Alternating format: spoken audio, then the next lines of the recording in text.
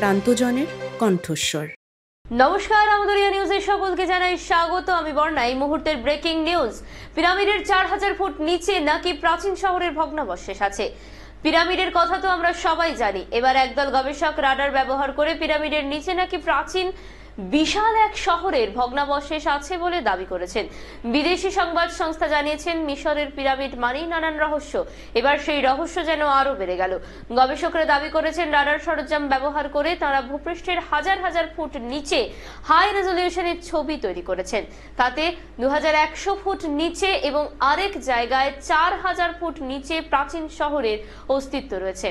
কিন্তু মিশরের বেশ কয়েকজন প্রত্নতাত্ত্বিক এবং একজন প্রাক্তন মন্ত্রী ওই দাবি ভিত্তিহীন বলেছেন।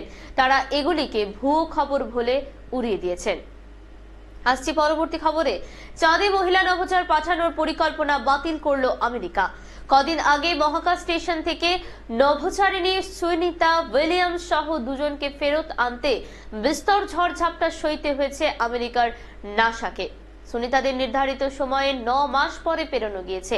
এরপরেই মার্কিন প্রেসিডেন্ট ডোনাল্ড ট্রাম্পের নির্দেশ দিয়েছেন, চাঁদে প্রথম নারী পাঠানোর পরিকল্পনাটি আপাতত স্থগিত রাখা হবে, যা 2027 সালে পাঠানোর কথা ছিল।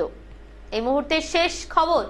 ইস্তাম্বুলের বর্তমান মেয়র এক্রেম ইমামোগলুকে জেলে পুরেছে সে দেশের সরকার। দুর্নীতি ও জঙ্গিদের মদতের অভিযোগে তার বিরুদ্ধে মামলা হয়েছে। কিন্তু তুরস্কের প্রধান বিরোধী দল এবং সংসদে দ্বিতীয় বৃহত্তম দল রিপাবলিকান পিপলস পার্টি সিএইচপি এর নেতা এক্রেম ইমামোগলুকে আগামী নির্বাচনে প্রেসিডেন্ট পদে মনোনীত করা হয়েছে।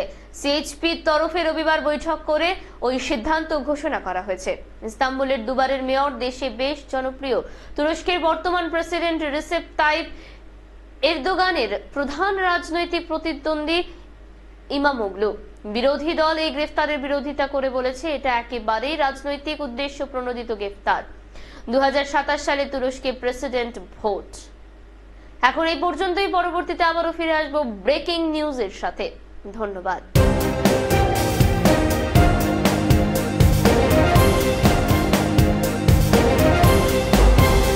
আমদরিয়া news, voice of the marginal.